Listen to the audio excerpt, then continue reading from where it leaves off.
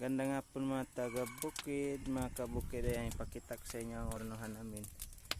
Ipakita ko sa inyo kung paano magpatuyo ng nyug na kopras para mabenta na agad kung matuyo. Ayan. Hindi ko alam kung anong tawag nito sa Tagalog o sa ibang lingwahe, basta ornohan ito sa amin. Buhayan nyo lang ng apoy. Ayan, dito sa baba. Tapos ayan ang kanan. Nandito yung nyug sa taas. So ayan mga kabukid, nagalabas dito yung usok at saka yung init ng apoy, kaya madaling matuyo yung kupras natin. Ayan mga kabukid, talagang mainit dito sa taas. Ito nang prepare na ito para sa delivery, pwede na ito i-deliver. Tuyo na ito mga kabukid.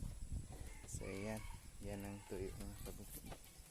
So ayan, tuyo na yan mga kabukid. Ayan, yan ang bagong kan pa lang ito, bagong salang pa lang ito. Ayan, kaya nagaputi-puti pa yan, kaya basa pa. So ayan mga kabukid, ang gamit namin dito sa ornohan namin, kahoy lang at saka kawayan. Tapos ayan, may kunting atips taas para kung magulan hindi mabasa. Tapos continue yung proseso ng ornohan natin. Kahit nagaulan, magawa pa rin namin magpatuyo ng kupras sa pamamagitan ng apoy lang. Aday! Hindi.